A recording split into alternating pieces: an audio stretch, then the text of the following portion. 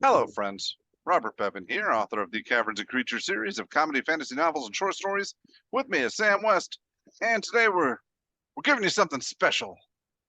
I think the release was today. Yes. Yeah, August 15th is when it officially hit store shelves. I went to my local Barnes and Noble and I purchased myself a copy of it for way more than it's worth.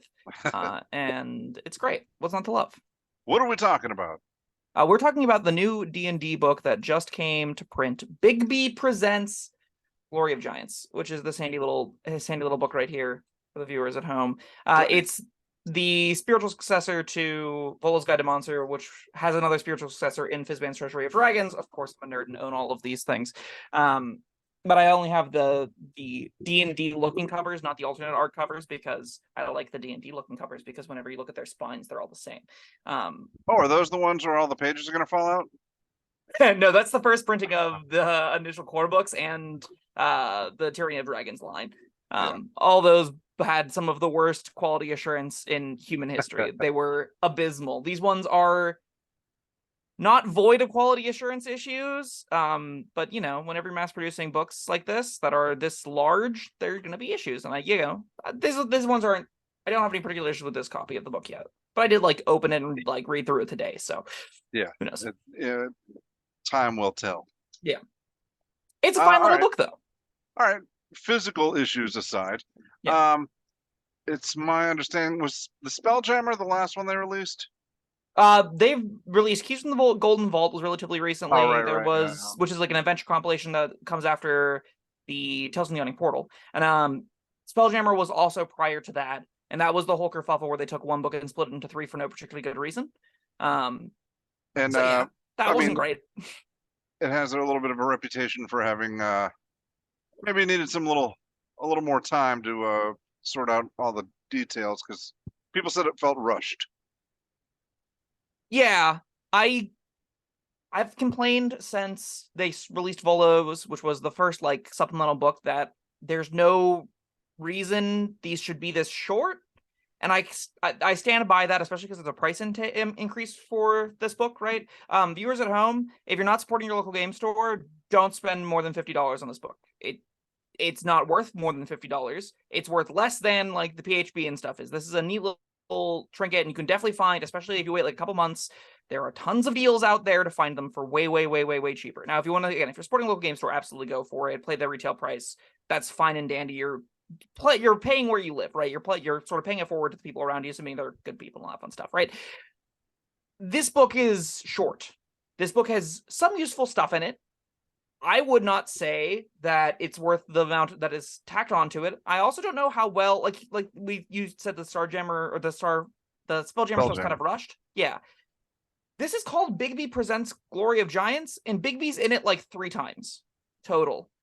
And I don't get what exactly they were trying to go for with this. Bigby doesn't feel like a real character or anything, and he meets up with a demigod of the giants, and she's slightly more important because that's the book is about giants, and they don't in Volo's. There's all kinds of little sidebars and blurbs about Volo talking about the monsters and giving his opinions on them, and you get kind of a feel for the character a lot. There's a cohesive narrative with Volo's Guide to Monsters that they really thought through to some level. I don't get that just at all out of Glory of Giants, even a little bit. And do you think it is a rules expansion? Yes. I don't think that's accurately describing what the book's for. Okay. But there are some new rules in it, and by new rules I mean there's a couple of augments to monsters that I think are really interesting, and there is some player options, but those player options are very thin. All right. Well, you say some monsters. It claims to boast 70 new monsters. Yeah, and one of them is a green ooze that's only distinction from other oozes that it's in a bag. So is that really a new monster if it still has the exact same pseudopod attack and just a slightly different CR and hit point quantity? It's portable.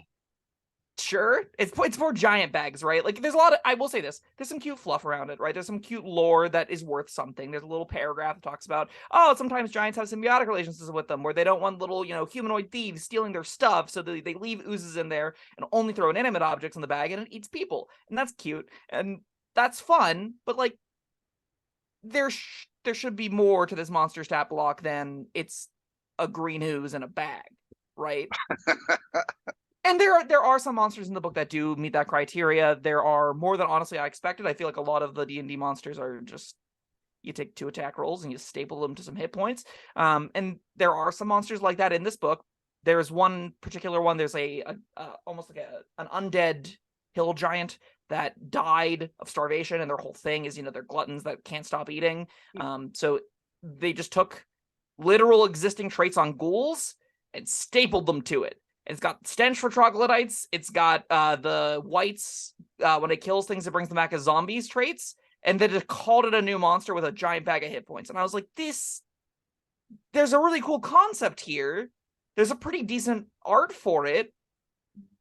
Why does this have nothing to do with eating? Why does this have nothing to do with, like, its gluttony? Why is it just a fat white? I don't understand. That's kind of nitpicky, though.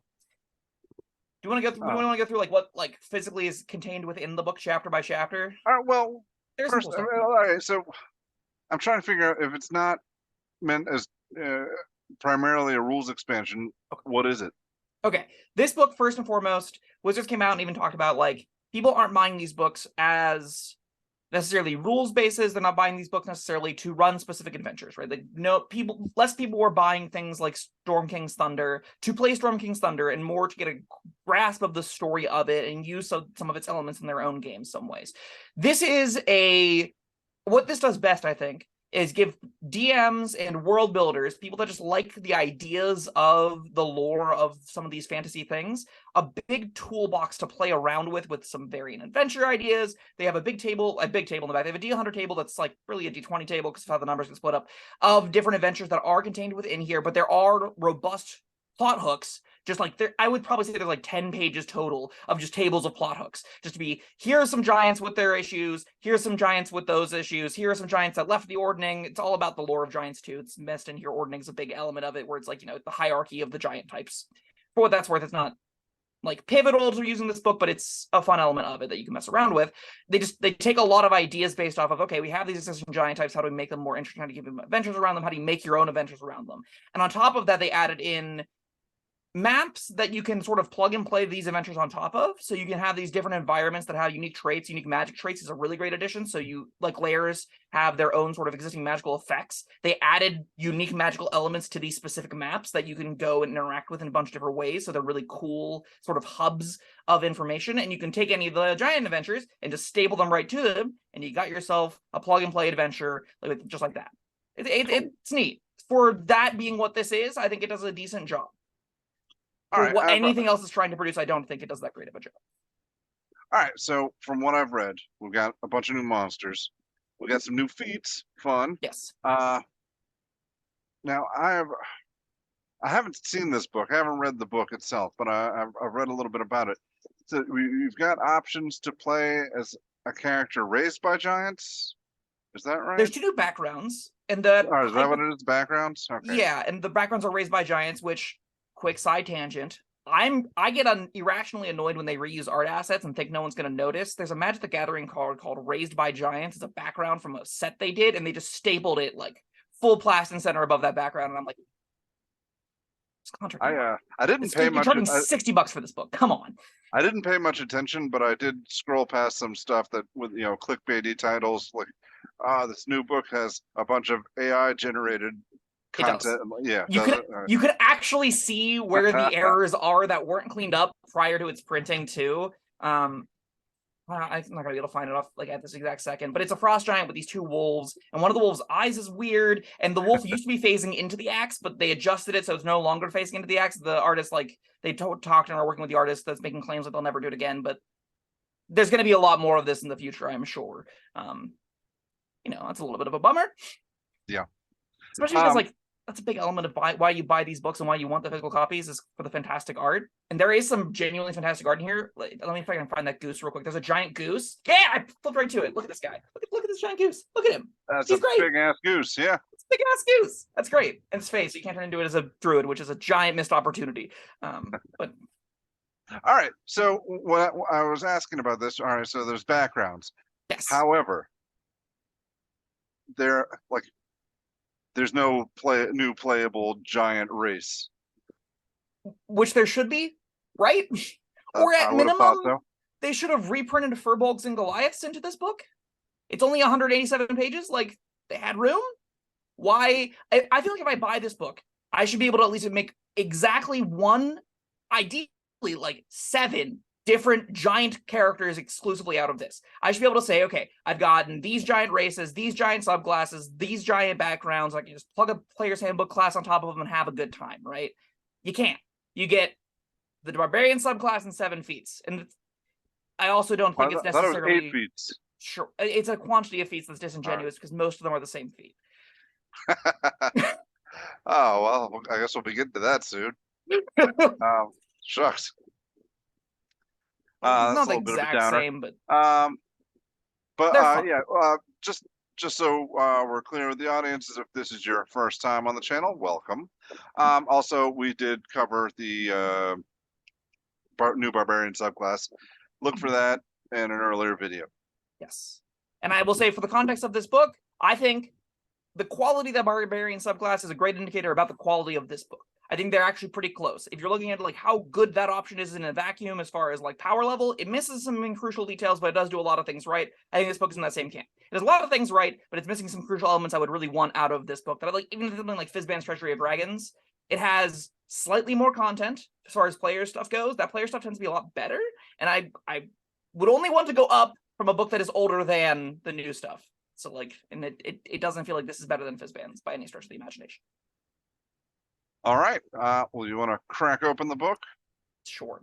So it's basically just divvied up into chapters like all books are, and this is the titular character, Bigby. Yes. All right. Bigby is a little gnomish man who used to be evil, who's an apprentice of Mordenkainen or something. I don't care. He's again barely in this book. The chapters it divides into are how they typically do it. So you got your player content options in your character creation in chapter 1. You have giants in play, which is basically it's honestly could be lumped into chapter 2 as well, which is giant adventures, because giants in play predominantly exists to give you plot hooks for specific giant encounters with like 5 tables of role-playing traits, which isn't a ton, which, you know, that's a bit of a bummer. Giant Enclaves, I think, is a nice, unique chapter. That's where you actually get like the adventure chapters. So we've got 2 and 3 being, this is the setup for an adventure. And then 4 is where you get, okay, here are the maps, here's how you play, here's what the adventure like physically looks like. Giant 5 is giant. Before you go on, we're talking giants. And Yep. I've played D&D before. I've encountered giants, but how big are we talking? Like Jack and the Beanstalk, I'm gonna go hide in this guy's coffee cup big, or just like a guy that's 14 feet tall? So the heights range, so they go up to huge. So if I pull up huge D&D, the dimensions of large is 10 by 10, huge is up to 20 by 20.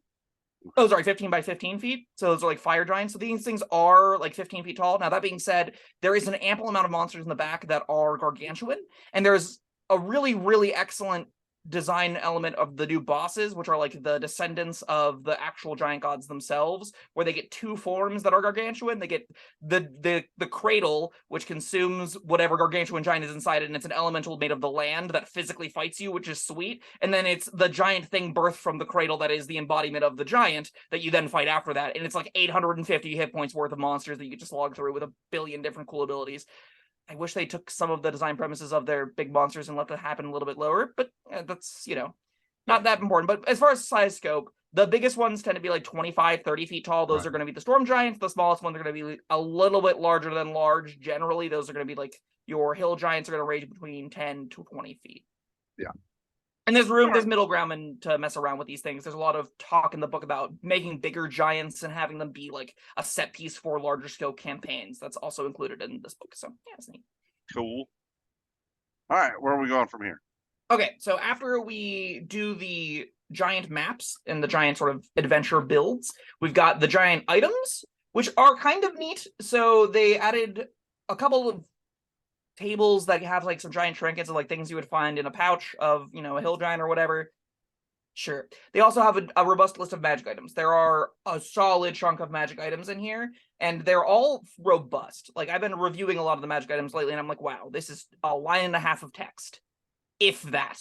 These are several paragraphs. A lot of them have runes on them. A big concept of magic in giant civil society is you use a rune to invoke a spell. So they're basically one-time use spells that recharge that are just called invoking the rune. It's a little bit like superfluous. They probably didn't need that many words to name those abilities, but it does give you a nice little flavorful feel of like, oh, this cloud rune does this rune does that, and there are like different items that have different kinds of runes on them. My personal favorite items are these lovely things. They're the figurines of wondrous power, but dinosaurs.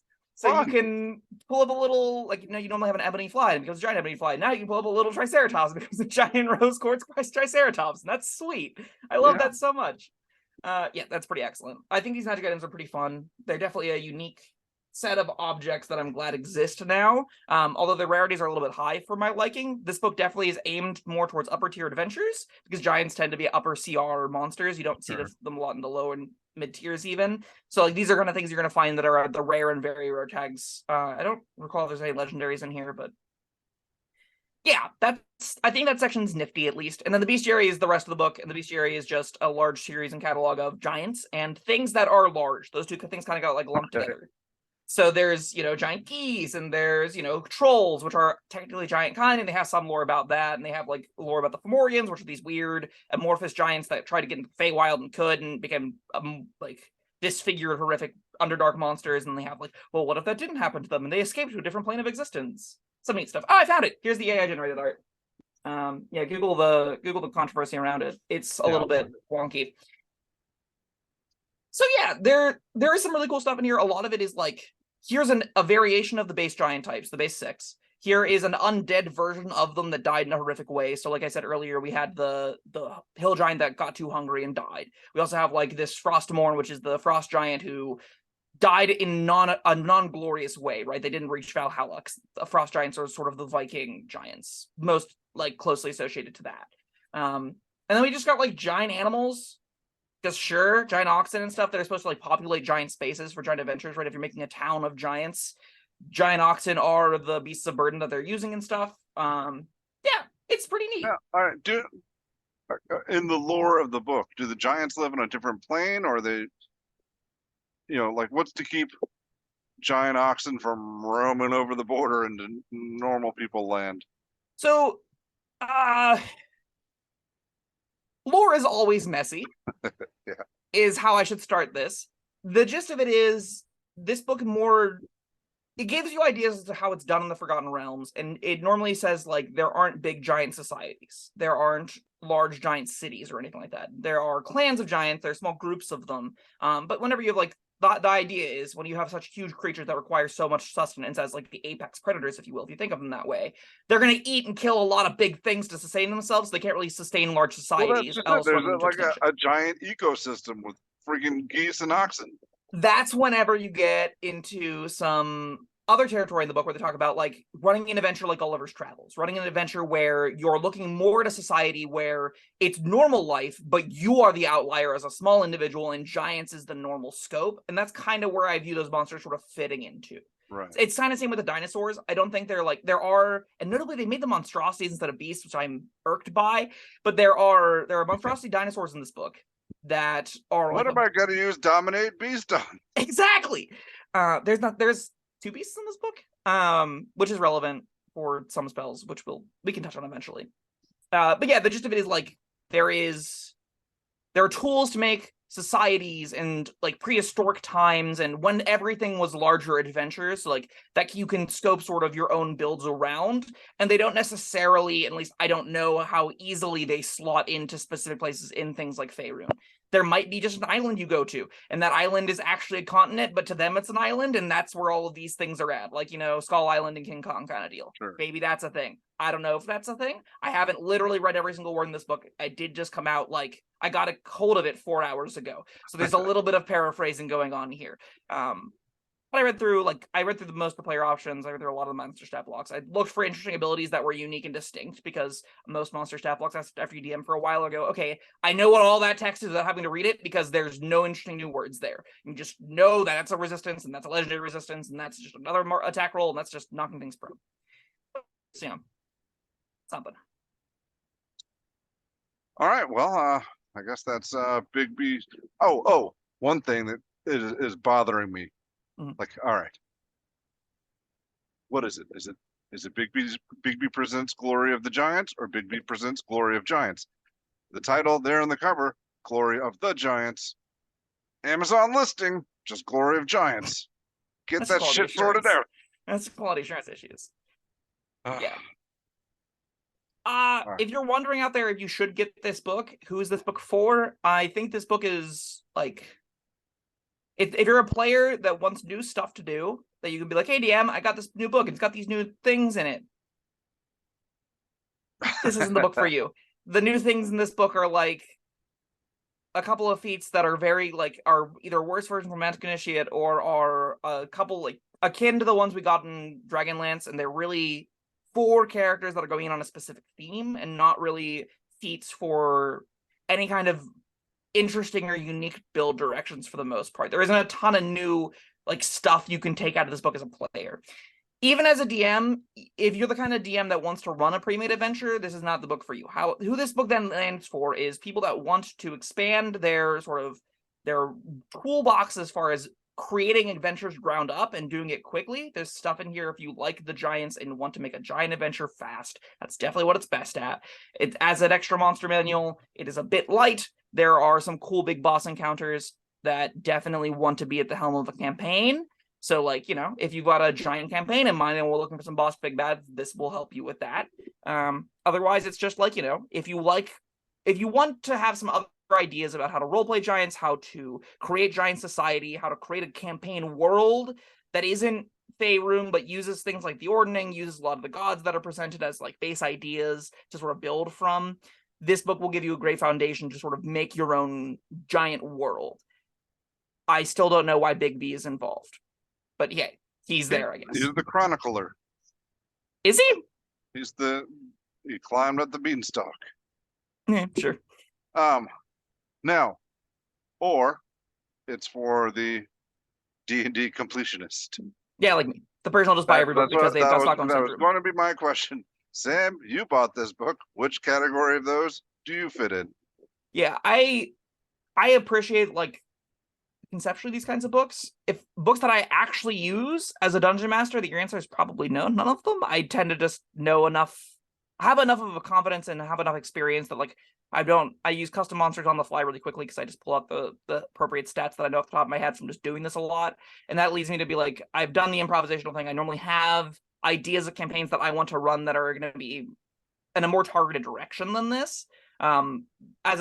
If I were newer, this would be the kind of book I would use, though. I used Volo's Guide to Monsters a lot. This definitely is close to that. So if you're a newer DM that's looking to expand into trying to make new worlds and stuff, this is probably for you. And that means it would have been for me. It's just not really anymore because really experienced DMs need different tools than even modern or newer experienced DMs. All right. Well, that was Bigby Presents Glory of the Giants. Yeah, again, don't spend $60 on this book. I would try not to spend $50 on this book if you can help it. It's not worth that, but it is neat. There are some cool ideas. Do you want to rate it or anything or not? You can set a precedent here. Sure. The first time I give it 3 stars, and we'll figure out that scale down the road. Yeah. All right. I'm happy for one thing. They're still putting out 5th edition books that. Gives me a little bit more confidence that they're not going to move forward with whatever this next edition nonsense they're doing is and completely make my entire website and YouTube channel irrelevant overnight. Their goal is to have everything be backlog or backward compatible, right? That's what they say.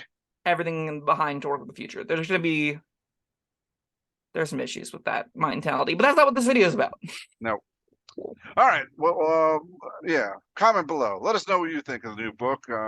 Whatever you want. And thank you for joining us. Thank you, Sam. And we'll see you next time. Bye-bye. Thank you for watching. If you found this helpful, informative, or entertaining, I'd really appreciate it if you hit the like button below. You needn't smash it, a gentle tap will suffice. If you want to see more videos like this, subscribe to the channel. And make sure you check out the links in the description where you'll find my Caverns and Creatures series of comedy fantasy novels, Sam's full review of the spell, and other fun things.